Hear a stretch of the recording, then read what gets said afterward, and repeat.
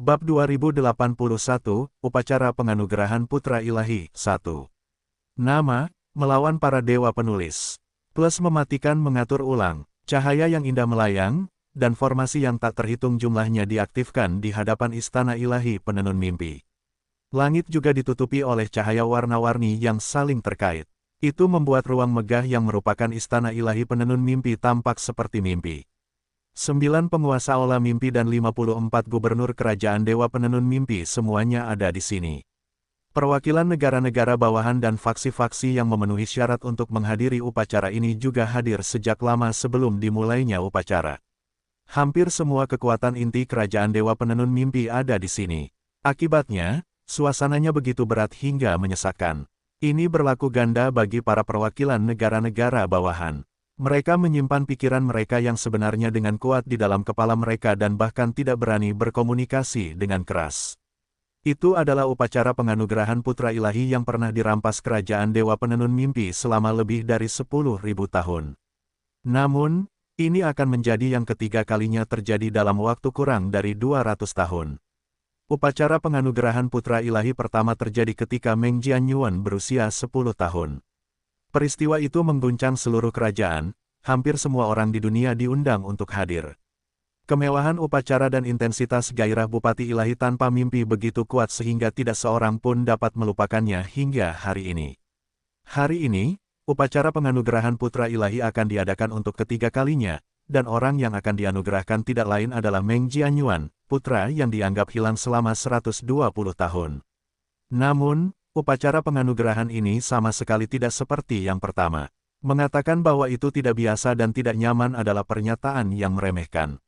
Banyak orang menatap tajam ke arah Putra Ilahi Penenun Mimpi yang ada, Meng Jianxi, meskipun pria itu membawa dirinya dengan ketenangan dan kewibawaan yang sempurna. Dia tampaknya tidak terpengaruh oleh upacara penganugerahan sama sekali. Sudah 7 hari sejak Meng Jianyuan kembali dengan selamat, dan dia telah menghabiskan seluruh waktunya di Istana Putra Ilahi yang dibangun untuknya saat itu.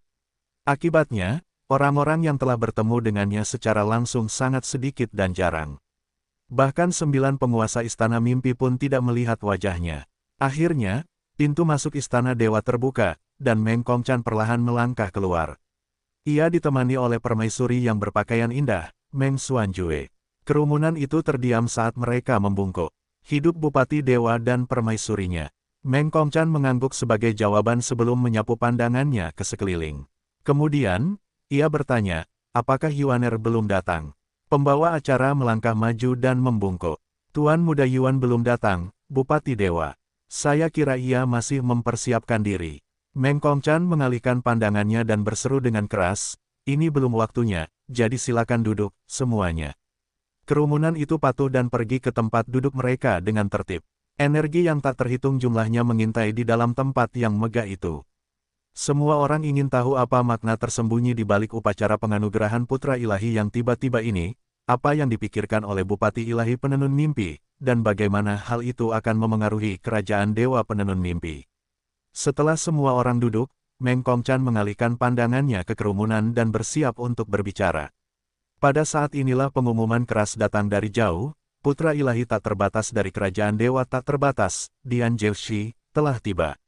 Nama itu membuat semua orang melihat ke belakang mereka dengan heran. Bahkan alis Meng Kongchan berkedut sedikit. Tidak lama kemudian, siluet maskulin muncul dari kejauhan, dan suara yang halus, bermartabat, dan kuat mengikuti. Dian Zhouxi dari tak terbatas mengucapkan selamat kepada kerajaan Dewa Penenun Mimpi karena telah menyambut Putra Ilahi lainnya. Saya minta maaf kepada Bupati Ilahi tanpa mimpi, permaisuri, dan semua senior di sini karena datang tanpa diundang dan dengan rendah hati meminta hukuman.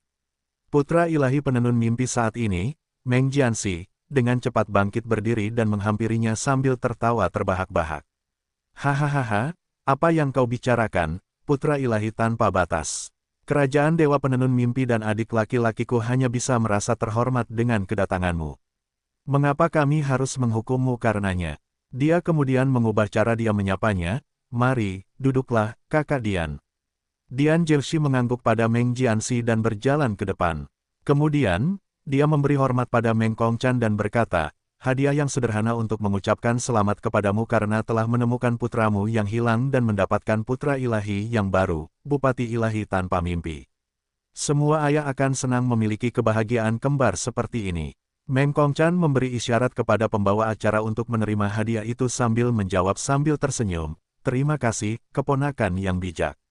Upacara ini diadakan dengan tergesa-gesa, jadi saya tidak meminta para pria untuk mengirimkan surat undangan.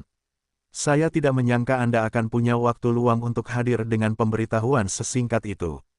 Dian Zhouxi menjawab dengan jujur, "Zhouxi akan pergi ke kerajaan Dewa Pemecah Langit untuk mengunjungi saudari Caili. Tetapi ketika saya tiba, saya mengetahui bahwa dia telah memasuki kultivasi terpencil untuk memperkuat fondasinya. Kemudian, saya mendengar tentang upacara penganugerahan ini. Jadi, setelah meminta izin dari ayah, saya memutuskan untuk mengunjungi Anda." Hahaha, Meng Kongchan tertawa, meskipun senyumnya tampak menyembunyikan sesuatu. "Anda tetap berbakti seperti biasanya, keponakan. Saya akan mengingat ini. Teman-teman, tolong bawa putra ilahi tanpa batas ke tempat duduknya." Meng Kongchan baru saja mengatakan ini ketika tiba-tiba, ekspresinya berubah. Matanya tiba-tiba melesat ke arah pintu masuk sebelum melebar karena tidak percaya sama sekali. Kemudian, suara feminin yang dingin yang terdengar seperti milik peri es dari masa lalu memasuki telinga semua orang. Kerajaan Dewa Pemecah Surga Hua Qinying mengucapkan selamat kepada Kerajaan Dewa Penenun Mimpi karena telah mendapatkan putra ilahi yang baru. Suaranya begitu dingin hingga tanpa emosi, namun tidak ada satu orang pun yang hadir yang tidak tercengang karenanya. Mereka semua mengalihkan pandangan mereka dari Dian Zhouxi dan melihat ke belakang lagi. Wajah mereka semua menunjukkan ketidakpercayaan seperti Meng Kongchan. Sosok feminin berbaju biru turun dari atas. Dia memiliki rambut biru dan wajah es seperti sosok dalam lukisan. Ada pedang tersembunyi di dalam matanya. Tidak ada seorang pun di Abyss yang belum pernah mendengar tentangnya. Dia adalah Hua Qinying, peri pedang pemecah surga. Namun, ucapan Yunce menyebabkan gelombang kejut beriak di seluruh kerumunan. Meng Xuanjue mengerutkan alisnya dan berbicara, "Yunce, Bupati Ilahi Tanpa Mimpi, Anda adalah Meng Jianyuan, putra suamiku, dan Anda telah kembali ke kerajaan Dewa Penenun Mimpi. Bagaimana kau bisa memanggil dirimu sendiri dengan nama lamamu, dan bagaimana kau bisa memanggil ayahmu dengan gelarnya secara langsung?" Yunce mendongak dan menjawab dengan datar, "Permaisuri Ilahi. Bupati Ilahi Tanpa Mimpi adalah orang yang memberitahuku tentang identitas lamaku. Tetapi junior ini tidak memiliki ingatan apapun dari sebelum dia berusia 10 tahun, jadi tidak dapat memaksa dirinya untuk menerima atau mengakuinya sama sekali. Tuanku adalah orang yang menyelamatkan hidupku dan menganugerahkanku nama Yunce. Aku tidak berpikir bahwa identitas yang muncul entah dari mana dan serangkaian ingatan yang bahkan tidak kumiliki berada di atas kebaikan hati tuanku yang abadi kepadaku. Kecuali aku mendapatkan kembali ingatanku sebelumnya, aku tidak mau menyebut diriku dengan nama lain selain Yunce." Menggelikan, suara Meng Xuanjue menjadi kasar. Penonton juga terkejut dengan jawaban Yunce yang berani. Bagaimanapun, pernyataan Meng Jianyuan itu kekanak-kanakan dan bodoh, atau meremehkan kerajaan Dewa Penenun Mimpi. Meng Xuanjue akan menggunakan kesempatan ini untuk menegur Yunce, tetapi Meng Kongchan tertawa terbahak-bahak. "Hahaha, benar sekali. Kau tidak meninggalkan kesetiaan karena kepentingan, juga tidak melupakan kebaikan karena tekanan. Seperti yang diharapkan dari anakku. Semua putra dan putri penenun mimpi seharusnya seperti dirimu." Meng Xuanjue terpaksa menelan kata-katanya. Wajahnya berubah, dan kulitnya jelek karena ini. Meng Kongchan melanjutkan seolah-olah dia tidak memperhatikan reaksi istrinya, "Jika kau melupakan kebaikan tuanmu hanya karena kau mengetahui bahwa kau adalah putra seorang bupati ilahi, aku akan sangat kecewa padamu, Yuaner. Lagi pula, apa bedanya kau dan orang-orang yang hanya peduli pada kepentingan dan melupakan moralitas, lalat dan anjing yang tidak mengejar apapun kecuali kepentingan kecil mereka?" Kelompok yang ingin memanfaatkan kesempatan untuk meremehkan Yunce langsung memerah. Pada saat yang sama, keringat dingin mengalir deras di dahi mereka. Serius, pada saat inilah Meng Jianxi berdiri dan berkata sambil tersenyum, "Meskipun saudara Yuan telah pergi selama 100 tahun, dia tetap setia pada dirinya sendiri. Saya sangat senang dan terkesan." Kata-kata ayah juga seluas lautan dan sepenuhnya menunjukkan kemurahan hati yang luas dari kerajaan Dewa Penenun Mimpi kita. Dia kemudian menatap Yunce langsung dan berkata, "Saudara Yuan, ibu selalu menjadi wanita yang ketat terutama jika menyangkut martabat penenun mimpi. Itulah sebabnya dia menegurmu. Saya harap kamu tidak akan memasukkannya ke dalam hati. Tidak baik jika keretakan muncul di antara kamu dan ibu. Kata-katanya sedikit, tetapi Yunce menghitung setidaknya ada 5 jebakan tersembunyi dalam pernyataan itu. Dia mengangguk sedikit dan menjawab dengan acuh tak acuh, "Jangan khawatir, putra Dewasi. Saya sama sekali tidak memasukkannya ke dalam hati." Meng Kongchan mengangguk. "Yuaner, aku akan mencari cara untuk mengembalikan ingatanmu. Sampai saat itu, aku mengizinkanmu menggunakan nama Yunce karena integritas dan kesetiaanmu, dan juga untuk berterima kasih kepada gurumu karena telah menyelamatkan hidupmu. Ini adalah akhir dari masalah ini, dan aku tidak akan mendengarnya lagi." Meng Kongchan telah memberikan Yunce kelonggaran terbesarnya tepat di depan mata semua orang. Dia juga menunjukkan betapa dia mencintai Meng Jianyuan, dan seberapa jauh dia akan memanjakan putranya. Itu adalah sikap yang tidak pernah dia tunjukkan kepada siapapun, dan itu tidak diragukan lagi mengirimkan riak emosi yang berbeda-beda di hati setiap orang. Sudah hampir waktunya. Meng Kongchan melangkah maju. "Yuaner, datanglah padaku." Matanya dipenuhi dengan tekanan dewa sejati, dan suaranya dipenuhi dengan aura tertingginya. Seluruh kerajaan dapat mendengar suaranya saat dia menyatakan, "Putraku, Jianyuan, adalah putra ilahi penenun mimpi pertama dari kerajaan dewa penenun mimpiku. Namun, ia menderita tragedi yang mengerikan ketika ia masih muda dan terpaksa mengembara di dunia selama lebih dari 1 abad sebelum akhirnya kembali. Ini adalah kegagalan saya dan kerajaan. Tuhan, hari ini, putraku Jianyuan akan mendapatkan kembali gelarnya sebagai putra ilahi. Sampaikan ucapan selamat dan berkatmu kepadanya." Ia kemudian berbalik untuk melihat Meng Jianxi. "Jianxi, Yuaner akan menjadi putra ilahi Dreamweaver sepertimu setelah upacara hari ini. Aku berharap kalian berdua bekerja sama dan saling mendukung demi masa depan Dreamweaver." Meng Jianxi berdiri tegak dan menyatakan dengan serius, "Seperti yang kau perintahkan, Ayah. Aku akan bergandengan tangan dengan saudara Yuan untuk berbagi bebanmu dan menempa kejayaan Dreamweaver." "Bagus sekali." Meng Kongchan mengangguk. "Sekarang, biarlah upacara penganugerahan putra ilahi putraku, Meng Jianyuan." "Tunggu, tolong, izinkan aku mengatakan sesuatu yang tertinggi." Suara laki-laki memotong perkataan Bupati Dewa tanpa mimpi.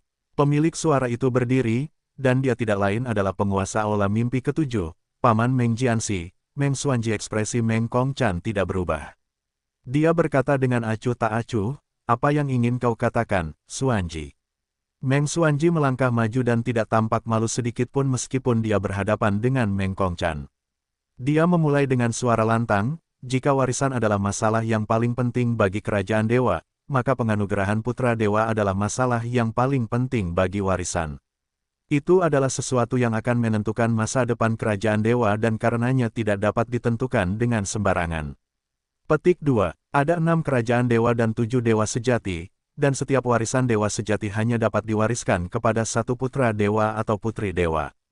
Jika beberapa anak dewa dianugerahkan, itu hanya akan meningkatkan jumlah pilihan dengan mengorbankan penyebaran sumber daya dan energi yang parah. Itu juga akan menimbulkan permusuhan di antara para putra dewa dan menyebabkan mereka saling bertarung baik secara terang-terangan maupun diam-diam.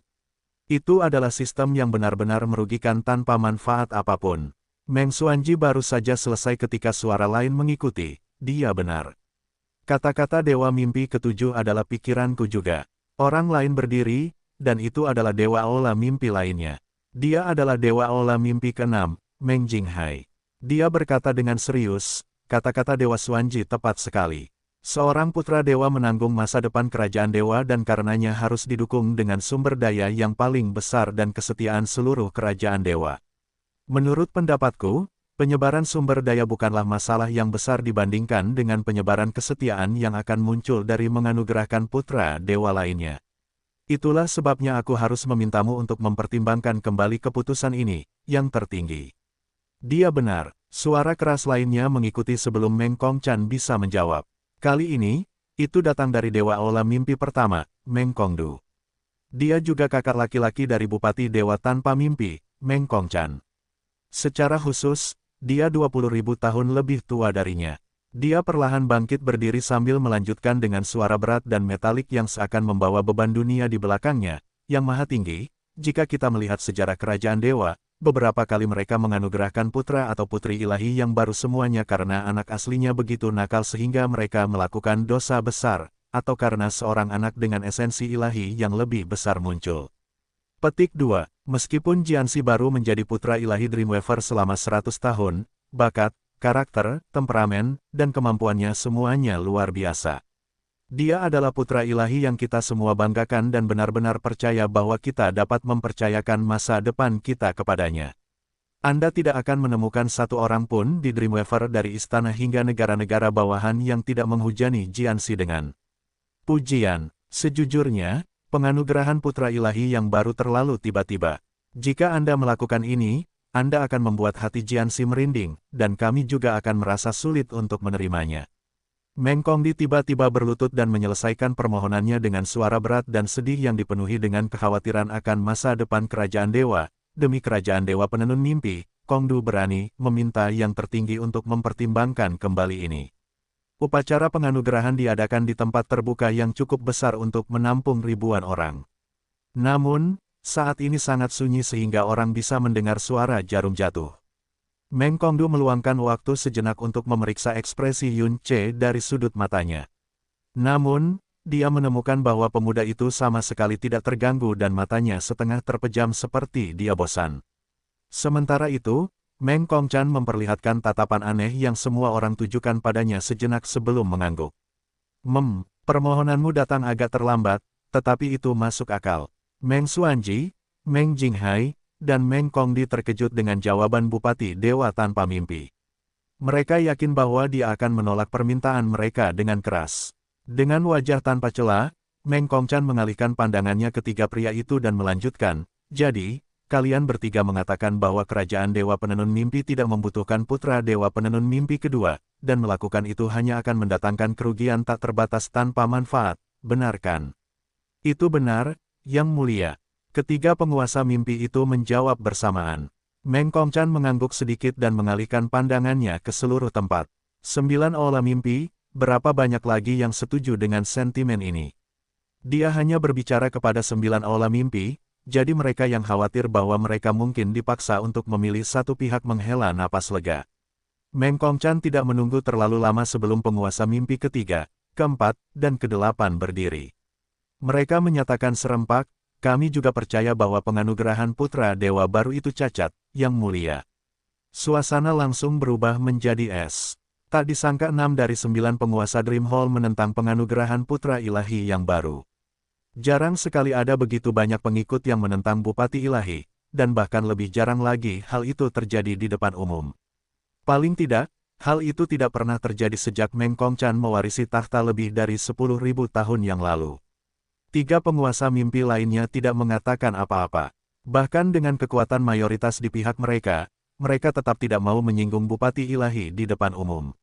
Mereka harus mengakui bahwa rekan-rekan mereka benar. Mereka bahkan tidak bisa mengatakan bahwa mereka memendam niat yang egois. Inilah sebabnya mengapa keenam penguasa mimpi cukup berani untuk melakukan ini sejak awal.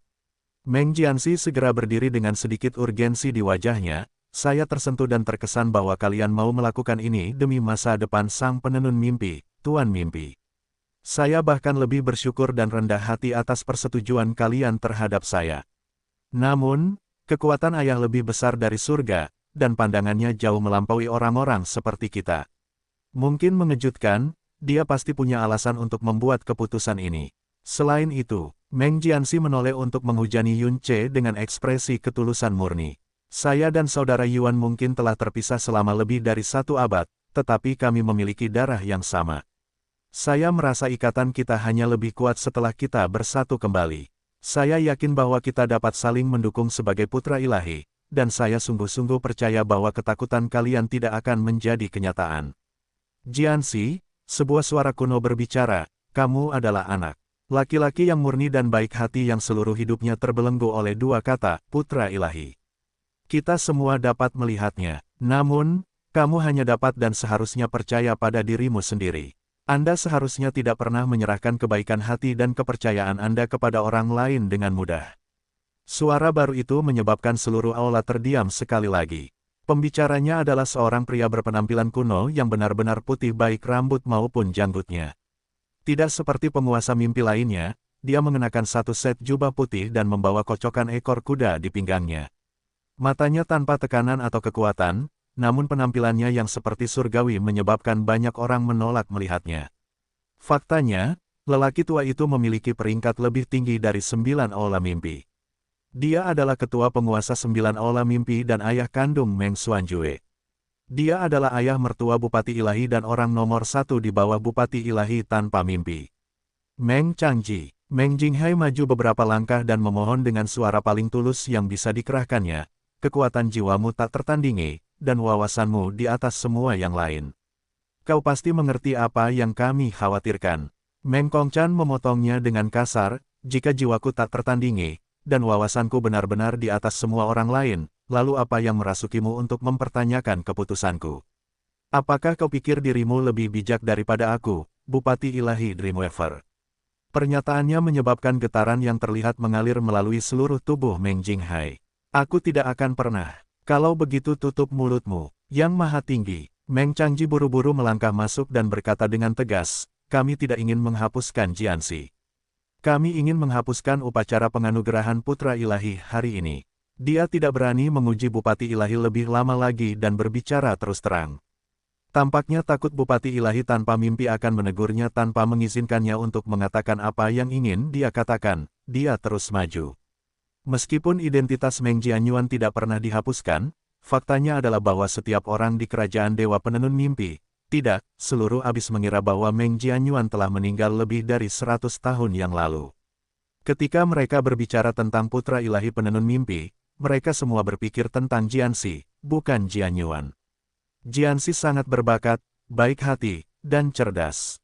Dia telah menjadi putra ilahi yang sangat berkualitas hanya dalam 1 abad dan menjadi model bagi semua warga Dreamweaver.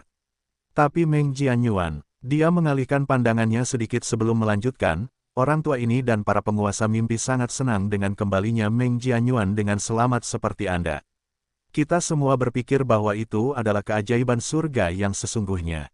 Namun, itu adalah fakta bahwa dia telah meninggalkan kerajaan selama lebih dari 1 abad dan telah lama dilupakan oleh orang-orang Dreamweaver. Dia sendiri bahkan tidak ingat bahwa dia adalah putra Dewa Penenun Mimpi dan sama sekali tidak merasa memiliki kerajaan Dewa Penenun Mimpi. Dia tidak merasakan tanggung jawab atau kemuliaan yang menyertai seorang putra penenun mimpi. Selain itu, dikabarkan bahwa Meng Jianyuan tidak memiliki sekte dan klan selama seabad terakhir, mengembara dari satu tempat ke tempat lain tanpa tujuan. Hanya surga yang tahu apa yang telah dia lakukan selama seabad terakhir, bagaimana hatinya telah dirusak oleh kesulitan. Baru seminggu sejak dia kembali, dan sekarang dia akan menjadi putra Dewa Penenun Mimpi kita. Ini pasti akan menuai kritik dari dalam dan luar kerajaan dewa.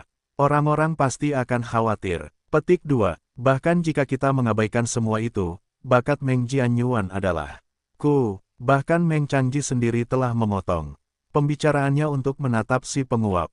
Yun Ce perlahan-lahan melepaskan tangannya dari mulutnya dan melemparkan pandangan malas ke arah kerumunan yang tercengang di depannya. Kemudian, tampaknya menyadari apa yang baru saja dilakukannya, dia buru-buru berkata, "Oh, maaf.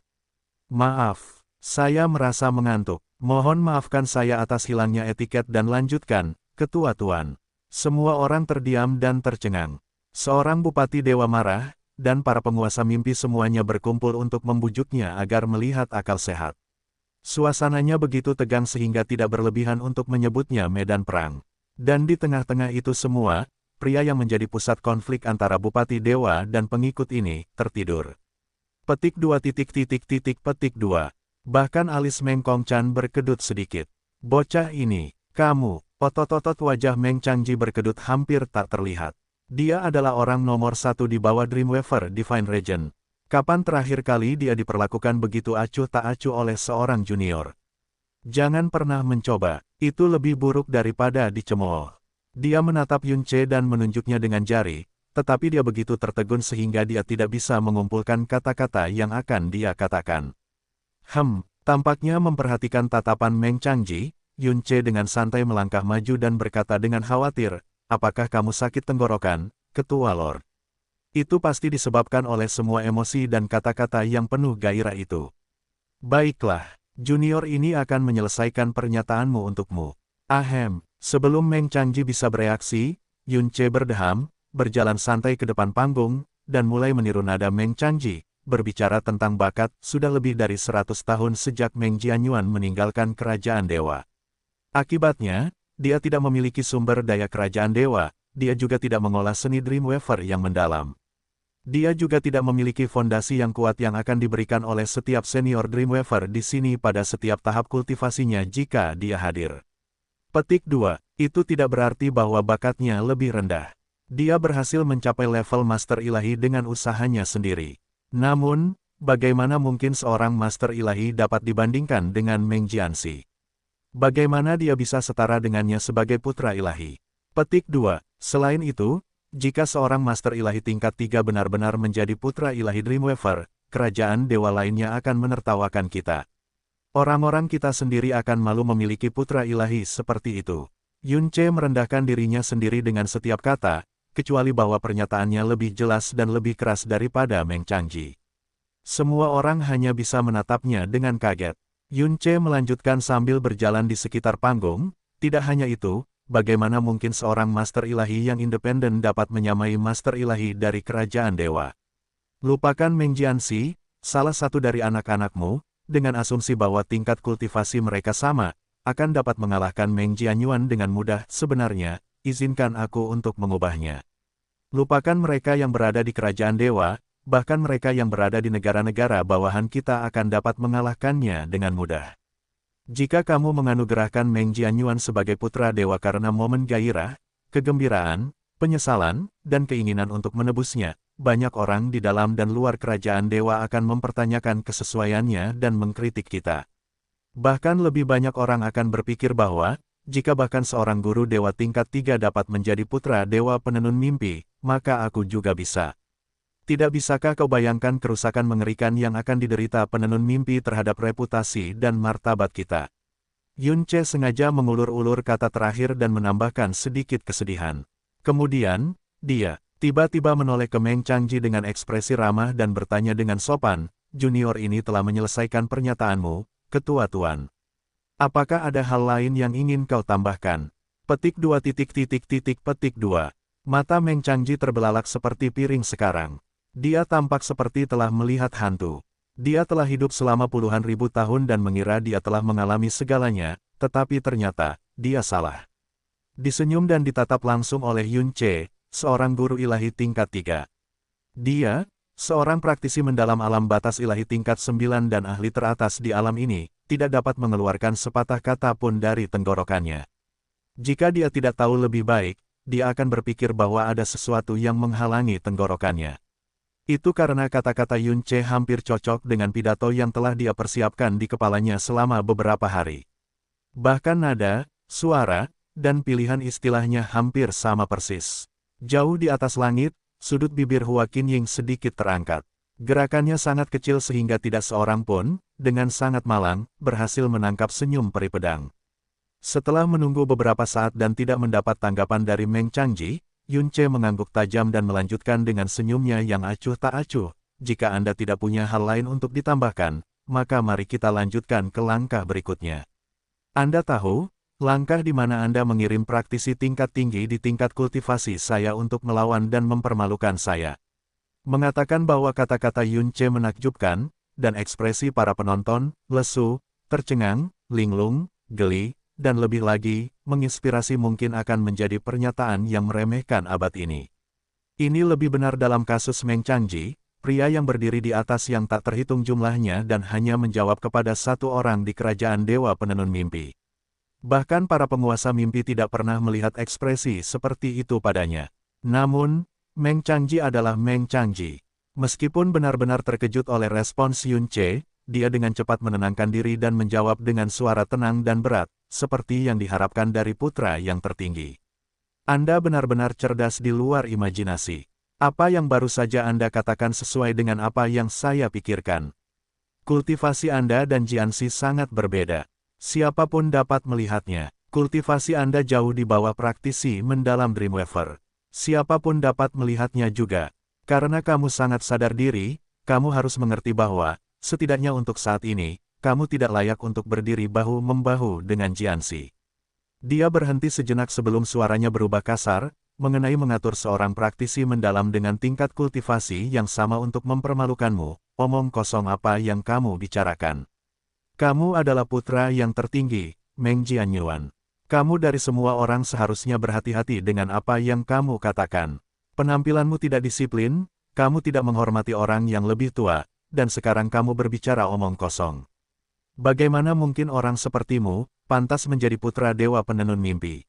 Teguran Meng Changji logis, agresif, dan dipenuhi dengan ratapan seorang senior terhadap seorang junior.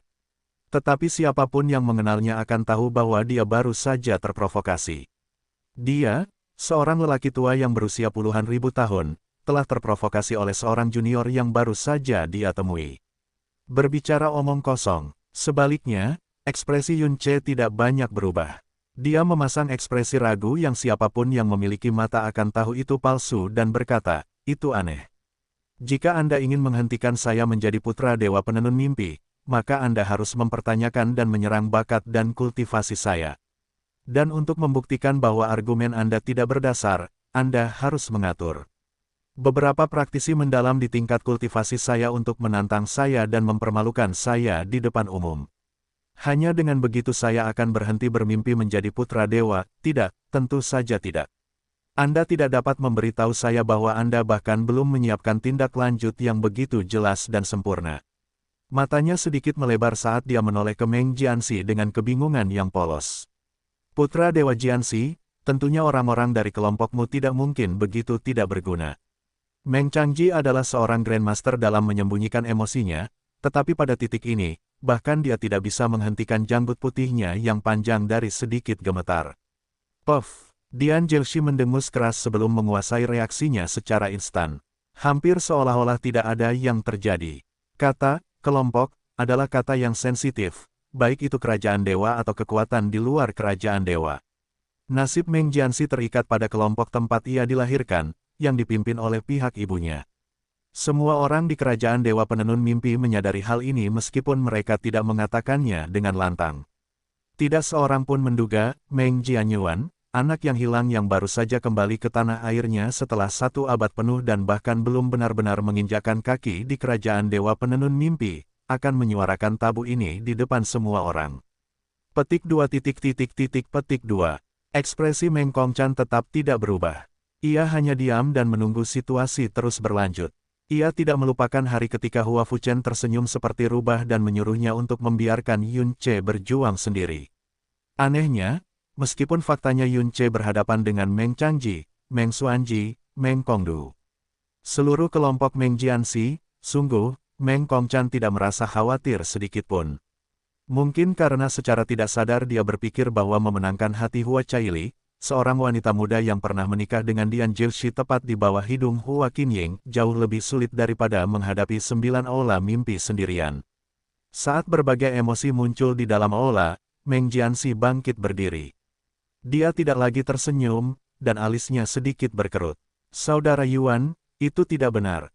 Semua putra dan putri Dreamweaver memiliki akar yang sama. Kita mungkin memiliki pendapat yang berbeda, tetapi kita semua berusaha untuk memperbaiki kerajaan kita. Tidak pernah ada yang namanya klik di Dreamweaver, dan tidak akan pernah ada. Di masa depan, pastikan kamu tidak menggunakan kata itu lagi, Saudara Yuan. Ekspresinya serius, dan pernyataannya sederhana dan dipikirkan dengan matang. Hanya dalam beberapa kata, dia telah menyatakan ketidaksetujuan seorang putra dewa terhadap putra biasa dari Bupati Dewa, dan seorang kakak laki-laki terhadap adik laki-lakinya.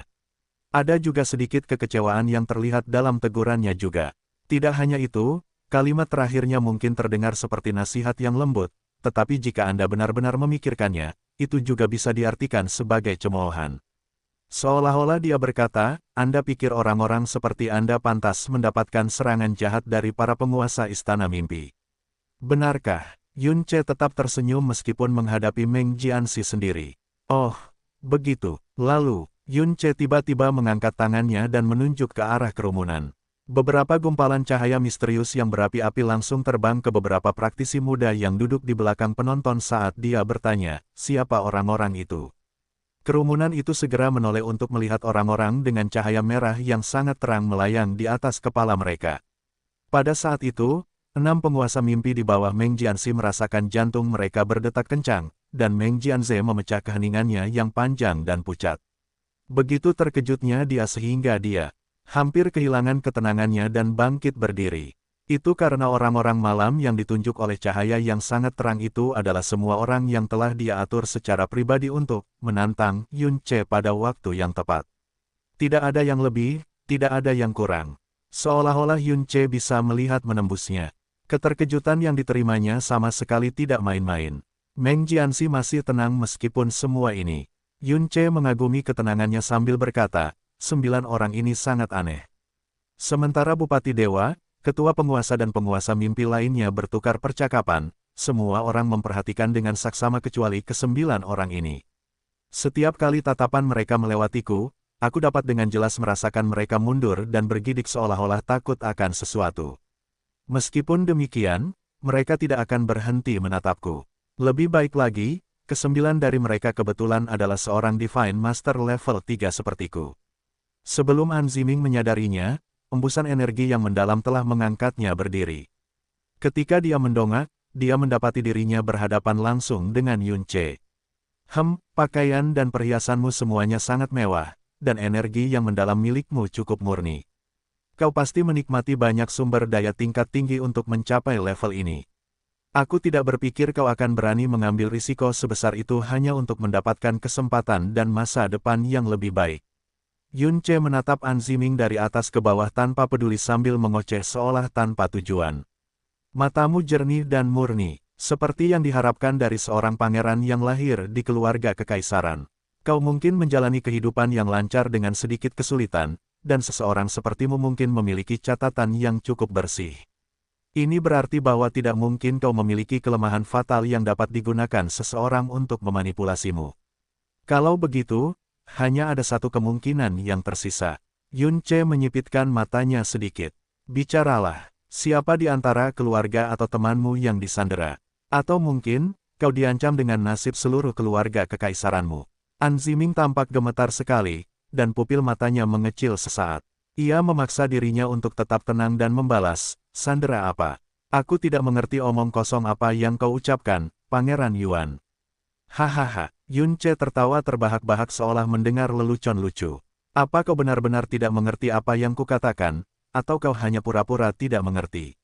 Dia tiba-tiba mengalihkan pandangannya dari An Ziming dan menyatakan dengan suara bertenaga energi yang mendalam yang mengguncang langit, aku mungkin telah menghilang selama 100 tahun dan kehilangan masa laluku, tetapi cinta Dreamless Divine Regent untukku tidak berkurang sedikit pun. Meskipun tahu bahwa dia akan menghadapi pertentangan dan tekanan yang sengit, dia tetap memilih untuk menjadikanku putra ilahi. Siapapun dapat mengatakan betapa dia mencintaiku dari ini saja. Petik 2. Itulah sebabnya bahkan kelompok yang paling menentang penganugerahanku, kelompok Meng Jianzi, tidak punya pilihan selain mengirim Dream Lord mereka sendiri untuk menyuarakan pertentangan. Lagi pula, siapa lagi yang di bawah level ini yang cukup bodoh untuk menyentuh skala terbalik Dreamless Divine Regent? Sekali lagi hati dan jiwa Meng Jianzi berdebar kencang, dan kali ini alisnya juga berkerut. Namun, Yun Ce tidak memberinya ruang untuk menyela. Adapun kamu, Yun Ce mengalihkan pandangannya kembali ke An Ziming. Kau adalah seorang pangeran kecil dari negara bawahan kecil, dan kau berani menolak keinginan Bupati Ilahi tanpa mimpi untuk menganugerahkan gelar Putra Ilahi di hadapannya. Fiu, kurang ajar adalah kata yang terlalu lemah untuk menggambarkan keberanianmu. Aku yakin kau mengerti bahwa hanya perlu satu jentikan jari, secara harfiah, bagi Bupati Ilahi untuk melenyapkan keluarga kekaisaranmu dan bahkan bangsamu, kan?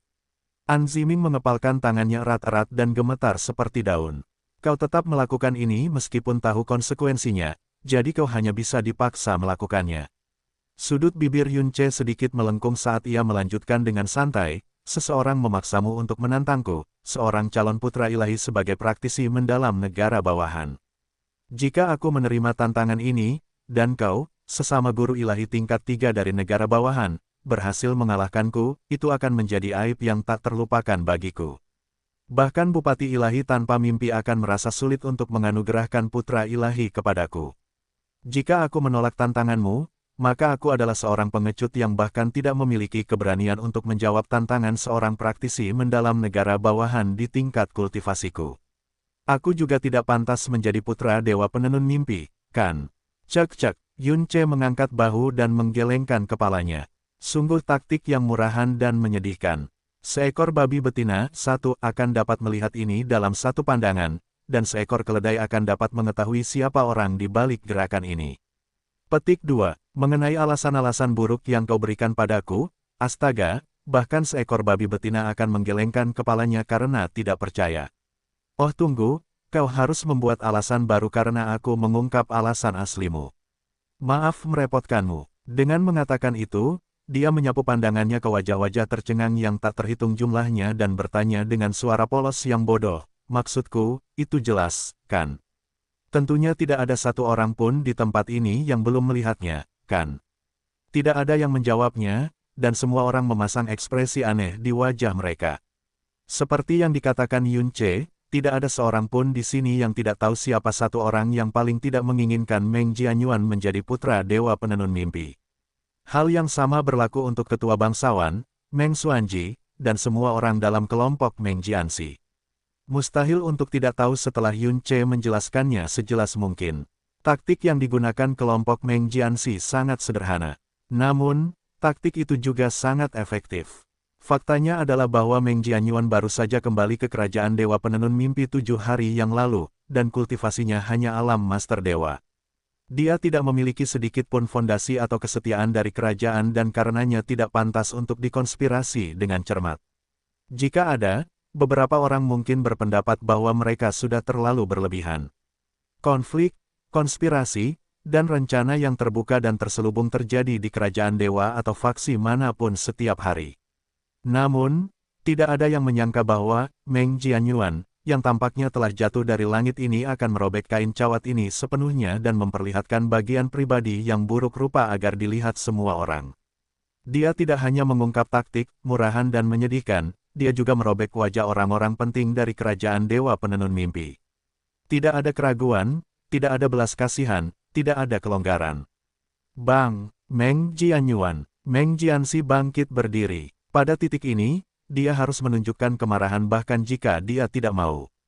Dia melotot ke arah Meng Jianyuan dan berteriak, apakah kamu menyiratkan bahwa aku melakukan semua ini?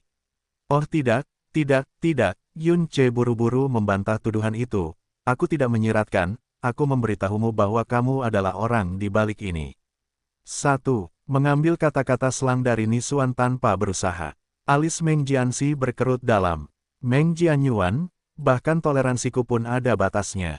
Jika kau terus seperti ini, putra Dewa Jianxi, kata Yun Ce acuh tak acuh, jika aku jadi kau, jika aku telah bekerja keras selama 1 abad dan akhirnya memantapkan statusku sebagai putra dewa, hanya untuk beberapa hantu masa lalu tanpa jasa, tanpa kekuatan, tanpa apapun yang muncul entah dari mana dan menerima status yang sama hanya seminggu setelah ia kembali ke kerajaan dewa. Aku juga tidak akan menerimanya. Jika kau tidak mau menerimanya, maka kau harus berbicara kepada Bupati Dewa dan katakan langsung kepadanya bahwa Meng Jianyuan tidak pantas menerima penganugerahan itu. Jika kau dapat menemukan 100 alasan untuk menjelaskan mengapa kerajaan Dewa Penenun Mimpi tidak membutuhkan putra dewa kedua, aku yakin kau dapat menemukan 100 alasan untuk menjelaskan mengapa Meng Jianyuan tidak pantas menjadi putra dewa. Bicaralah dengan jujur dan apa adanya. Tidak seorang pun akan berpikir bahwa kau salah, apalagi meremehkanmu karenanya. Yun Ce menyipitkan matanya sedikit. Bagaimanapun juga, seorang putra dewa harus memiliki keinginan untuk mempertahankan apa yang menjadi miliknya, dan sejumlah kemandirian, kepercayaan diri, dan ambisi yang sesuai. Sayangnya, Yun Ce menggelengkan kepalanya dengan ekspresi kecewa dan kasihan. Kau memilih untuk meminta kelompokmu untuk menekan ayahmu, dan bahkan mengatur setumpuk taktik menyedihkan untuk memberiku rasa malu yang kekal. Kau ingin mengubah hari penganugerahanku menjadi hari rasa malu yang kekal. Ini cukup jahat, tetapi kau juga ingin berperan sebagai orang baik. Itulah sebabnya kau terus mengoceh tentang bagaimana saudara-saudara yang sedara harus saling mengandalkan dan mendukung sebelumnya. Kau ingin memamerkan kemurahan hati dan budayamu. Apakah itu benar-benar perlu? Cemoohan yang tak tersamar mewarnai mata Yun Ce. Kau adalah putra Dewa Penenun Mimpi. Dari semua orang, kau memiliki kekuatan untuk secara terbuka mengungkapkan pendapatmu, jadi mengapa kau memilih untuk melukis dirimu sebagai bajingan yang jelek dan munafik? Oh benar, Yun Ce tiba-tiba bergerak sedikit lebih dekat ke Meng Jianxi, penghinaan di matanya menusuk Meng Jianxi sendiri seperti jarum.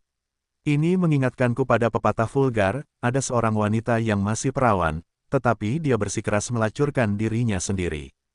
Tidak hanya itu, dia ingin sebuah monumen didirikan untuk kesuciannya setelah dia menjadi pelacur. Apa pendapatmu tentang pepatah ini, Putra Ilahi Jianxi? Hampir semua orang jantungnya berhenti berdetak saat itu juga. Mengatakan bahwa Yun Ce telah melepaskan semua kepura-puraan keramahan akan menjadi pernyataan yang meremehkan. Pria itu praktis menunggangi wajah Putra Ilahi dan mendorongnya ke dalam mulutnya. Lupakan bahwa ini adalah tempat umum di mana Bupati Ilahi, penguasa mimpi, dan banyak tokoh penting lainnya hadir. Tidak ada yang berani menghujani Putra Ilahi penenun mimpi dengan kekasaran seperti itu bahkan jika ini adalah sudut dunia yang paling terpencil dan paling gelap. Beraninya kau, geram Meng Changji. Saat ini, ia punya banyak alasan untuk marah pada Yun Ce. Jadi ia melotot padanya sementara jiwanya menekan dari atas seperti surga. Apakah kau tahu betapa besarnya kejahatan mempermalukan dan memfitnah putra dewa penenun mimpi? Apakah itu lelucon? Yun Ce mencibir. Jika putra dewa Jianxi tidak pernah melakukan hal seperti itu, maka tentu saja, kau pasti bisa mengatakan bahwa aku telah melakukan kejahatan itu. Tetapi karena ia telah melakukannya, aku hanya mengatakan kebenaran sebagaimana adanya. Bagaimana itu bisa dianggap mempermalukan atau memfitnah? Jika ini mempermalukan, maka bukankah itu berarti putra dewa Jianxi mempermalukan dirinya sendiri? Meng Jianyuan, kata Meng Jianxi dengan suara rendah, meskipun ekspresinya masih cukup tenang. Kau berhasil membuatku marah. Kau mengklaim bahwa kata-kataku dan perbuatanku tidak konsisten, dan bahwa aku mencoba mempermalukanmu. Di mana buktimu? Jika kau tidak punya bukti, maka semua yang baru saja kau katakan adalah pikiran kotormu yang membuat asumsi. Dengan memfitnahku, kau hanya akan merusak dirimu sendiri. Yun Ce dapat mengungkap kebenaran agar seluruh dunia melihatnya, ia dapat meyakinkan semua orang yang hadir untuk mempercayai kata-katanya sepenuhnya, tetapi Meng Jianxi yakin bahwa ia tidak akan pernah dapat memberikan bukti nyata untuk mendukung klaimnya. Kau ingin bukti? Itu mudah. Yun Ce menunjuk An Ziming dan berkata, gunakan saja, mimpi jatuh padanya, dan kau akan memiliki semua bukti yang kau butuhkan. Petik 2. Petik 2. Ekspresi Meng Jianxi tidak berubah, tetapi ujung matanya tiba-tiba berubah menjadi garis merah yang tak terhitung jumlahnya. Shou Yuan, Yun Ce memanggil nama pelindungnya, dan Meng Shou Yuan segera muncul di belakangnya seperti hantu. Ia kemudian menunjuk An Ziming, sang pangeran saat ini mengenakan ekspresi badai dan tidak pasti, dan memerintahkan, serahkan, mimpi jatuh padanya. Sesuai perintahmu, Meng Shou Yuan tidak ragu-ragu. Ia segera melepaskan energi jiwanya ke An Ziming. Berhenti, seseorang berteriak, dan kekuatan Meng Shou Yuan terhalang sebelum sempat menyentuh An Ziming. Meng Xuanji menarik lengannya dan berkata dengan suara rendah, kau tidak memiliki ingatanmu, Meng Jianyuan. Kau telah lupa bahwa, mimpi jatuh, dianggap tabu di kerajaan Dewa Penenun Mimpi, dan itu tidak dapat digunakan kecuali untuk hal-hal penting. Tabu, Yun Ce mencibir dengan jijik. Yang kudengar hanyalah bahwa, mimpi jatuh, tidak boleh digunakan pada sesama kerabat. Lupakan bahwa An Ziming berasal dari negara bawahan, dia bahkan tidak memiliki nama keluarga, Meng. Kau tidak akan memberitahuku bahwa dia adalah sesama Meng, kan? Lagi pula, aku melakukan ini untuk membersihkan nama baik putra Dewa Jianxi. Apakah kau mengatakan bahwa membuktikan ketidakbersalahan putra dewa tidak dihitung sebagai masalah penting? Wajah Meng Xuanji sedikit menegang, tetapi dia menjawab dengan suara kasar, merapalkan, mimpi jatuh, pada seseorang sama saja dengan menyingkap jati diri mereka. Mereka tidak akan lagi memiliki rahasia atau martabat untuk dibicarakan. An Ziming mungkin bukan anggota kerajaan dewa kita, tetapi dia adalah salah satu dari orang-orang kita. Bagaimana mungkin kita, kerajaan Dewa Penenun Mimpi yang agung, menginjak-injak martabat seorang junior yang tidak bersalah di depan umum? Seluruh dunia akan menertawakan kita jika kita melakukan ini. Oh, begitu. Kamu mengatakan bahwa kepolosan putra Dewa Jianxi jauh lebih rendah nilainya daripada martabat seorang warga negara bawahan, Tuan Mimpi Xuanji. Haha, hahaha. Yun Ce mengangkat kepalanya dan terkekeh tak terkendali. Kamu mendengarnya, putra Dewa Jianxi. Kamu begitu pelit sehingga Tuan Mimpi Xuanji akan mengorbankan kepolosanmu untuk membela martabat seorang pangeran negara kecil. Sungguh putra dewa yang menyedihkan dan menggelikan kamu. Petik 2 petik 2. Meng Jianxi perlahan menggertakkan giginya. Garis merah di ujung matanya dengan cepat melebar ke tengah. Tiba-tiba, Yun Ce berhenti tertawa dan menatap An Ziming dengan ekspresi tersadar. Oh gelombang-gelombang, aku mengerti sekarang. Kau adalah penguasa aula mimpi. Tidak peduli seberapa bodohnya dirimu, kau tidak akan pernah bisa membuat pernyataan yang sangat lucu dan terbelakang seperti itu dalam keadaan normal. Dengan kata lain, dia menunjuk An Ziming dan berkata, An Ziming ini benar-benar anak harammu, bukan? Kamu, bola mata Meng Xuanji melotot. Darahnya hampir berbalik arah saat itu. Puff, puff. Dian Jelshi berusaha sekuat tenaga untuk menahannya, tetapi sedikit udara masih keluar dari bibirnya. Yun Ce mengangkat alisnya. Apakah aku salah? Aku tidak bisa membayangkan alasan lain mengapa penguasa aula mimpi akan mengatakan hal bodoh seperti itu. Bagaimana menurutmu, Zhou Yuan? Meng Zhou Yuan setuju. Kau benar, Tuan Muda. Pangeran Jian Yuan. Pada saat inilah An Ziming tiba-tiba berteriak dan membebaskan Meng Jianxi dan Meng Xuanji dari situasi memalukan yang mereka alami. Tuan Mimpi Xuanji benar, aku mungkin berasal dari keluarga yang sederhana, tetapi aku juga punya harga diri. Siapapun yang punya harga diri, bahkan sedikit saja, tidak akan mau menerima mimpi jatuh di depan umum, apalagi hanya karena alasan yang dibuat-buat. Jika kau harus melakukan ini, diam-diam dia mengatupkan giginya dan melangkah maju. Cahaya yang dalam bersinar di tangannya, dan dia mengarahkan tombak perak ke wajah Yun Ce. Alasan pertama aku melangkah maju adalah untuk menantangmu, Pangeran Jian Yuan. Jika kau mengalahkanku dengan adil, maka aku akan dengan rendah hati tunduk pada penilaianmu. Tetapi jika kau tidak berani menerima tantanganku, jika kau bersikeras membuatku mimpi jatuh secara tidak adil.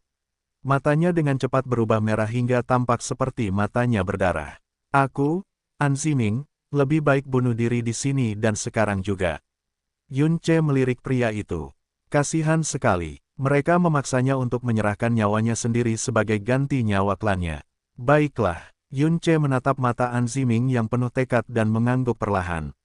Aku akan melakukan apa yang kau inginkan.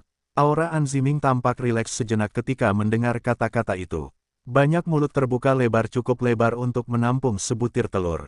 Meng Jianze benar-benar tercengang. Bahkan para penguasa aula mimpi hanya bisa menatap pemandangan tak percaya di hadapan mereka, tidak dapat mengucapkan sepatah kata pun.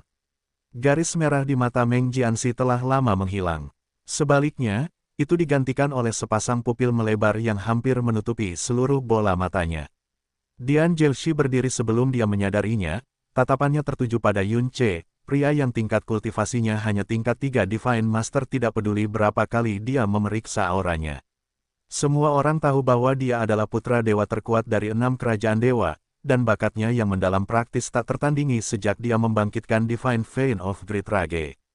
Meskipun dia dapat dengan mudah mengalahkan siapapun pada level kultivasinya saat dia menjadi Divine Master level 3, dia yakin dia tidak akan dapat mengalahkan 9 dari mereka dalam sekejap. Bahkan bisa dikatakan bahwa prestasi seperti itu tidak pernah terdengar. Petik 2 petik 2. Dada Meng Kongchan tampak naik turun beberapa kali. Kilatan di matanya khususnya begitu panas hingga membakar jiwa. Aku tahu saudara Fu Chen tidak berbohong padaku. Kejutan yang menyenangkan, lebih seperti keterkejutan yang luar biasa. Hahaha. Meng Kongchan tertawa keras dan tidak terkendali meskipun berada di hadapan banyak orang. Bagus, sangat bagus. Seperti yang diharapkan dari Yuanerku. Meskipun telah jauh dari tanah airmu selama lebih dari 1 abad dan tidak menikmati sedikit pun sumber daya kerajaan dewa, bakatmu tetap luar biasa seperti sebelumnya. Luar biasa bahkan tidak dapat menggambarkannya. Penguasa lembah-lembah mimpi tenggelam bergumam pelan sebelum menyadari apa yang baru saja dia katakan dan menyuruhnya diam. Mempertimbangkan situasi saat ini, bahkan pujian sederhana dapat memaksanya untuk memilih sisi dan memasuki perang kelompok. Tetap diam dan netral adalah hal yang paling rasional untuk dilakukan di sini.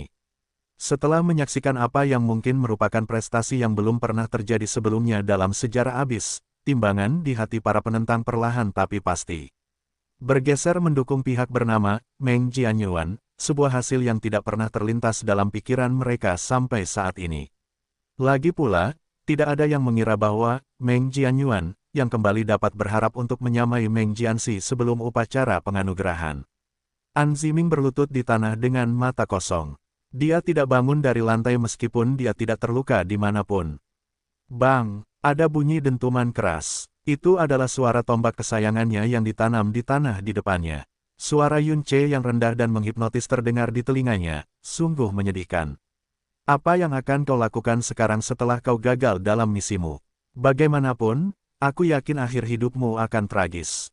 Sebelum kau mengambil tombakmu lagi, cobalah ingat siapa orang yang telah menempatkanmu dalam situasi yang mustahil ini, dan siapa satu-satunya yang dapat menyelamatkanmu.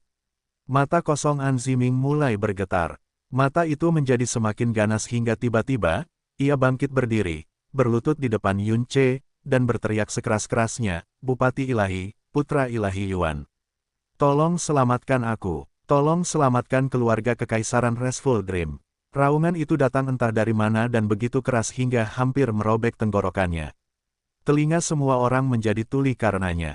Darah mengalir deras dari wajah Meng Jianze saat ia melihat ini. Meng Kongchan menoleh dan menatap Yun Che.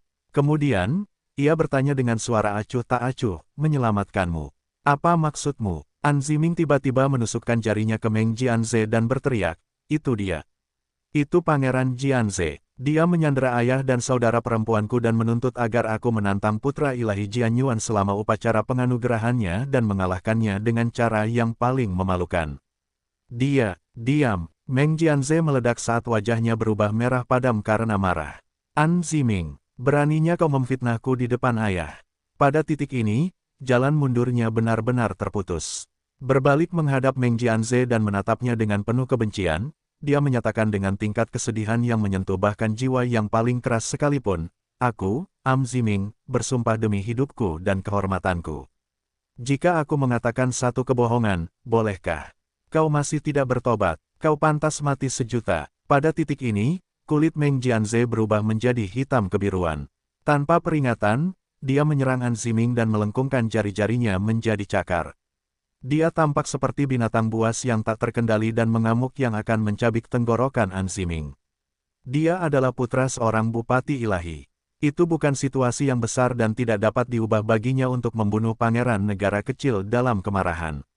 Yun Che tepat di sebelah An Ziming, jadi dia segera menghalangi di depan pemuda itu. Namun, sebelum kekuatan Meng Jianze bisa menyentuh Yun Che, sinar pedang tiba-tiba muncul di depannya. Ark! Meng Jianze menjerit mengerikan saat dia terbang kembali puluhan kali lebih cepat daripada saat dia menyerang An Ziming. Ketika dia menyentuh tanah, dia meringkuk seperti udang, tidak dapat menemukan kekuatan bahkan untuk berdiri. Namun, tidak ada yang melihat Meng Jianze. Mereka semua melihat ke langit dengan kaget. Itu karena penyerangnya tidak lain adalah Hua Qinying, orang yang paling tidak mungkin campur tangan di seluruh tempat. Yun Che segera menoleh ke arah Hua Qinying dan membungkuk. "Terima kasih telah menyelamatkan hidupku, Bibi." Dunia menjadi begitu sunyi sehingga mereka dapat mendengar suara jarum jatuh dan rintihan menyedihkan Meng Jianze. Apa yang baru saja mereka dengar? Apakah Meng Jianyuan baru saja menyapa peri pedang Hua Qinying? Sebagai bibi, bab 2085 Esensi Ilahi. Hua Qinying dengan tenang menatap semua orang dan menyatakan, "Aku tidak punya hak untuk mencampuri urusan kerajaan Dewa Penenun Mimpi, tetapi Yun Che memanggilku bibi. Karena itu, siapapun yang ingin menyerangnya harus terlebih dahulu mempertimbangkan apakah mereka dapat menandingi pedang akhir abadi milikku. Jika sebutan Yun Che hanya membuat mereka tercengang dan membuat mereka tidak percaya, maka pernyataan Hua Qinying mungkin juga menjadi pedang yang mengubah jiwa mereka menjadi bantalan jarum. Itu memusnahkan ketidakpercayaan mereka dan memakukan kebenaran yang mustahil ke dalam hati dan jiwa mereka." Terkesiap bingung yang tak terhitung jumlahnya muncul di seluruh tempat. Siapa Hua Qinying? Dia adalah praktisi mendalam terkuat di abis di bawah Dewa Sejati. Jika bukan karena warisan Dewa Sejati, maka dia akan menjadi praktisi mendalam terkuat di keenam kerajaan dewa. Jika Hua Fuchen bukan orang yang mewarisi kekuatan ilahi Heavenbreaker, maka Divine Regent terkuat dari keenamnya bukanlah Dian Rahu. Itu adalah Hua Qinying. Dia bukanlah dewa sejati, tetapi dia adalah satu-satunya orang di seluruh abis yang ketenarannya menyaingi dewa sejati meskipun dia adalah manusia biasa. Legenda mengatakan bahwa dia sepenuhnya mengabdikan diri pada jalan pedang tanpa hati dan karenanya berada di luar 7 emosi dan 6 keinginan. Namun, itu tidak berarti dia benar-benar tidak berperasaan. Dia memiliki skala terbalik yang diketahui semua orang, Hua Caili. Hua Caili adalah satu-satunya skala terbaliknya. Tidak ada pikiran yang dapat menyentuhnya, dan tidak ada yang dapat mendekatinya. Bahkan seorang bupati ilahi tidak dapat memperoleh lebih dari sekadar pandangan sekilas darinya. Itulah yang mereka pikirkan. Sekarang, dengan nada yang dingin dan kejam, yang tak tersentuh itu menyatakan kepada semua orang, dan ketika kabar ini tersebar, seluruh abis, bahwa Yun Ce berada di bawah perlindungannya. Adegan ini, kata-kata itu, mereka benar-benar memusnahkan bias yang dimiliki semua orang terhadap peri pedang pemecah surga. Akan kurang mengejutkan jika Bupati Ilahi Pelukis Hati dari Kerajaan Dewa Pemecah Surga adalah orang yang membuat pernyataan itu. Orang-orang saling bertukar pandang dan menemukan berbagai tingkat keterkejutan dan ketidakpercayaan yang tidak akan mencair dalam waktu dekat. Bahkan Meng Jianze, yang hingga beberapa saat lalu menggeliat dan menjerit seperti cacing, telah berhenti menjerit karena keterkejutan yang ia terima dari pernyataan Hua Qinying. Meng Jianxi, putra Dewa Penenun Mimpi yang berhasil mempertahankan topeng yang sempurna tidak peduli seberapa marah, frustrasi, dan terhina yang ia rasakan hingga saat ini, telah benar-benar kehilangan kendali atas ketenangannya juga. Matanya dipenuhi dengan keterkejutan dan kesadaran bahwa semuanya benar-benar lepas kendali. Mengingat status dan prestise Hua Qinying di Kerajaan Dewa Penghancur Surga, perlindungannya setara dengan perlindungan seluruh kerajaan. Bahkan dalam mimpinya yang terliar, dia tidak membayangkan bahwa Meng Jianyuan yang menyedihkan akan memiliki pendukung yang begitu menakutkan. Tentu, dia tahu bahwa Yun Ce dan Hua Qinying telah tiba di Kerajaan Dewa Penenun Mimpi pada saat yang sama, dan Meng Kongchan sendiri telah menyambut mereka secara langsung. Namun, dia mengira bahwa peri pedang datang hanya karena dia memiliki pesan penting yang harus dia sampaikan kepadanya secara langsung. Tidak mungkin dia bisa membayangkan bahwa Hua Qinying muncul hanya karena dia ingin mengawal Yun Ce. Bagaimana ini mungkin? Meng Changji bergumam dengan linglung, sebagian besar amarahnya dengan keras digantikan oleh keterkejutan dan ketidakberdayaan. Pada saat ini, Meng Jianxi, dan banyak praktisi mendalam penenun mimpi lainnya tiba-tiba mengerti mengapa Meng Kongchan bergegas menjadikan Meng Jianyuan sebagai putra Dewa Penenun Mimpi berikutnya. Saya pernah mendengar bahwa Kerajaan Dewa Pemecah Langit adalah orang yang mengirim Meng Jianyuan ke sana, tetapi tidak disangka mereka memiliki hubungan seperti itu. Jika ini orang lain, saya akan percaya bahwa itu hanya pernyataan basa-basi. Tetapi peri pedang, dia akan benar-benar membunuh siapapun yang berani menyakitinya. Yang lebih tidak masuk akal adalah kenyataan bahwa peri pedang pemecah langit mengizinkan Meng Jianyuan memanggilnya bibi, terkesiap. Tidak heran Meng Jianyuan bertindak begitu mendominasi dan flamboyan sejak kepulangannya, tidak takut sedikit pun pada putra Dewa Jianxi. Itu bukan kesombongan atau ketidaktahuan, itu adalah kepercayaan diri yang didorong oleh pendukung yang mustahil.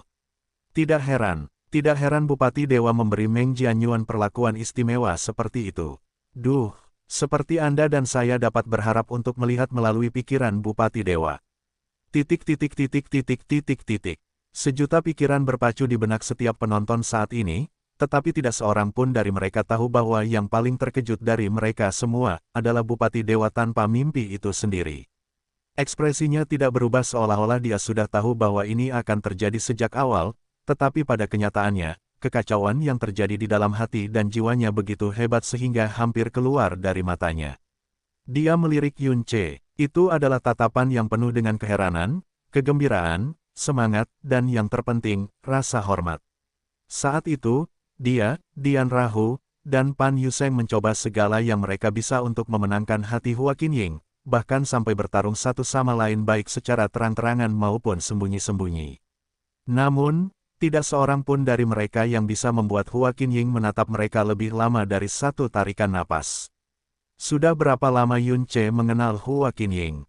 Tidak mungkin lebih dari beberapa bulan, bukan?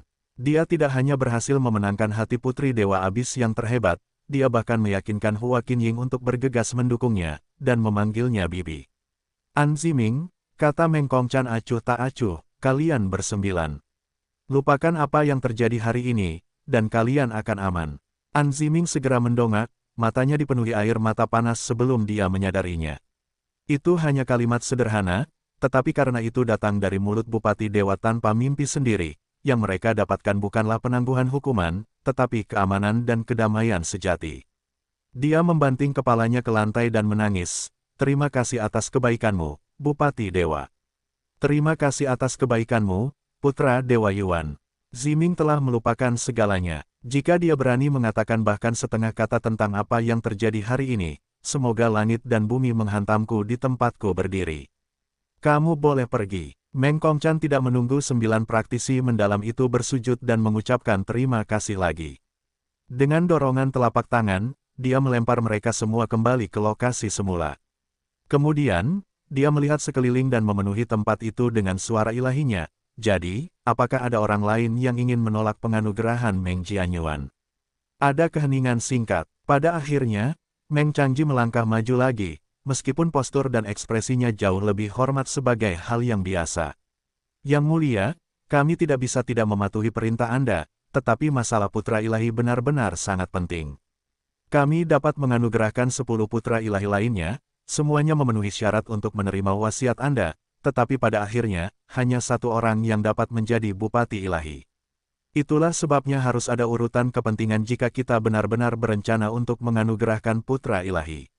Lainnya, dia berada di pihak ibu dari keluarga Meng Jianxi, dan nasibnya serta masa depan Meng Jianxi terikat erat. Oleh karena itu, dia harus berjuang untuk mengamankan posisi Meng Jianxi tidak peduli apapun yang harus dia bayar. Meng Kongchan menjawab dengan acuh tak acuh, jelaskan apa maksudmu dengan itu, ketua bangsawan. Meng Changji menjawab dengan terus terang, orang tua ini menyarankan bahwa Jianxi dianugerahi putra dewa pertama, dan Jian Yuan yang kedua. Yun Ce langsung menyela, kupikir kedua putra dewa itu akan berbagi status yang sama. Jika akan ada yang disebut urutan kepentingan, jika akan ada nomor 1 dan nomor 2, maka aku tidak bisa mengabaikan ini. Bagaimanapun, semua orang tahu bahwa nomor 2 hanyalah pelapis untuk nomor 1. Semua orang tahu bahwa Meng Jianyuan adalah putra dewa pertama dari kerajaan dewa penenun mimpi. Untuk alasan apa aku harus menjadi nomor 2? Warna kulit Meng Changji menjadi gelap. Tidak peduli seberapa pandainya kamu, Meng Jianyuan, bahkan kamu tidak dapat menyangkal bahwa ada satu faktor yang tidak terbantahkan yang menentukan kualifikasi putra dewa di atas segalanya, dan itu adalah esensi dewa. Pada saat Meng Changji mengucapkan kata, esensi dewa, ekspresinya menjadi tenang dan percaya diri sekali lagi. Jianxi lahir dengan 60% esensi dewa, tetapi dia kemudian membangkitkan 30% lagi. Ini berarti bahwa dia adalah putra dewa dengan 90% esensi dewa. Bakatnya adalah yang terbaik bahkan dibandingkan dengan semua putra dan putri dewa dari kerajaan dewa lainnya. Kamu hanya memiliki 80% esensi dewa. 10% kedengarannya tidak banyak, tetapi itu adalah perbedaan yang sangat besar jika dikaitkan dengan masalah warisan dewa sejati. Dibandingkan dengan Meng Jianxi, kamu seperti artefak kelas rendah yang mencoba berdiri berhadapan dengan artefak kelas tinggi. Tidak ada bandingannya, Meng Kongchan, yang hanya memiliki 80% esensi dewa. Terlepas dari motif Meng Changji, kata-katanya benar-benar tepat dan tak terbantahkan. Seorang praktisi mendalam dengan 80% esensi ilahi memenuhi syarat untuk memiliki asal-usul ilahi dewa sejati dan menjadi putra atau putri ilahi dari kerajaan dewa. Seorang praktisi mendalam dengan 90% esensi ilahi adalah apa yang mereka sebut putra atau putri ilahi yang unggul. Akhirnya, seorang praktisi mendalam dengan 100% esensi ilahi mungkin tidak muncul sekalipun dalam beberapa era di keenam kerajaan dewa. Sampai saat ini, Putri Dewa Pemecah Surga Hua Caili adalah satu-satunya yang memiliki esensi ilahi yang sempurna. Itulah sebabnya dia dipuji sebagai mukjizat kerajaan Dewa Pemecah Surga. Jika ada beberapa kandidat yang memiliki cukup esensi ilahi untuk menjadi putra atau putri ilahi di kerajaan dewa dalam generasi yang sama, maka esensi ilahi mereka menjadi satu-satunya faktor penentu kualifikasi mereka. Generasi sebelumnya dari kerajaan Dewa Pemecah Surga merupakan pengecualian khusus. Bagus sekali. Yun Ce mengangguk dan benar-benar setuju dengan pernyataan Meng Changji. Namun, Anda tampaknya telah melupakan sesuatu, Ketua Tuan. Meng Jianxi hanya memiliki 60% esensi ilahi sampai dia tiba-tiba membangkitkan 30% lagi lebih dari 100 tahun yang lalu. Kalau begitu, bagaimana kau bisa mengatakan bahwa Meng Jianyuan, yang sudah memiliki 80% esensi ilahi sejak awal, tidak akan membangkitkan lebih banyak esensi ilahi juga? Semua orang terdiam sejenak. Kemudian, Meng Changji mendengus. Peluang seorang praktisi yang mendalam dapat membangkitkan lebih banyak esensi ilahi di masa depan kurang dari sekali dalam 10.000 tahun. Kalau tidak, itu tidak akan disebut keajaiban. Dia berhenti sejenak sebelum tersenyum licik. Namun, karena kamu berpendapat bahwa kamu mungkin telah membangkitkan esensi ilahi yang baru, maka demi keadilan, 9 olah mimpi akan memungkinkanmu untuk mengevaluasi kembali esensi ilahimu lagi. Jika kamu benar-benar telah membangkitkan esensi ilahi yang baru dan mencapai 90% seperti Jianxi, maka aku yakin tidak seorang pun di seluruh dunia akan memiliki masalah dengan kamu yang berdiri bahu-membahu dengan Jianxi sebagai sesama putra ilahi. Tetapi jika esensi ilahimu belum berubah, maka dia menatap Meng Kongqan dengan hati-hati sebelum melanjutkan, aku tidak perlu memberitahumu apa yang akan terjadi, bukan? Yun Ce memiringkan kepalanya ke satu sisi seolah-olah sedang memikirkan sesuatu sebelum menyipitkan matanya. Dan bagaimana jika aku secara tidak sengaja membangkitkan esensi ilahi 20% lainnya dan menjadi apa yang disebut pembawa dewa yang sempurna? Bagaimana jika aku melampaui Meng Jianxi? Apa yang akan kamu lakukan? Meng Changji tampak tercengang oleh pernyataan ini. Dia tampak seolah tidak percaya bahwa seseorang berani membuat pernyataan menggelikan seperti itu. Kemudian, dia tertawa terbahak-bahak tanpa peduli dengan citranya sama sekali. Hahaha, hahaha. Dia bukan satu-satunya yang tertawa. Ada banyak penonton yang juga tertawa. Mereka semua tidak percaya apa yang mereka dengar. Namun, ada satu orang yang tidak tertawa. Alis Meng Kongqan berkedut karena bingung sejenak sebelum dia tiba-tiba berbalik untuk melihat Yun Ce. Matanya semakin lebar saat dia melihat kepercayaan diri yang mutlak di wajah Yun Ce. Kali ini, dia benar-benar hampir kehilangan ketenangannya dan membiarkan emosinya keluar dari matanya. Mungkinkah, jauh di langit, tatapan Hua Qinying juga sedikit lebih rendah. Bagus, sangat ambisius. Hahaha. Kedengarannya seperti Meng Changji memuji Yun Ce, tetapi tawanya yang mengejek memperjelas bahwa itu sama sekali tidak benar. Jika kau benar-benar seorang pembawa dewa yang sempurna, maka yakinlah bahwa bahkan 10 Jianxi tidak akan sebanding denganmu, Meng Jianyuan. Ketika saatnya tiba, lupakan tentang menjadi putra dewa nomor 1, orang tua ini akan benar-benar memohon padamu untuk menjadi satu-satunya putra dewa kami. Yun Ce menyipitkan matanya dan tersenyum licik. Baiklah, mari kita mulai.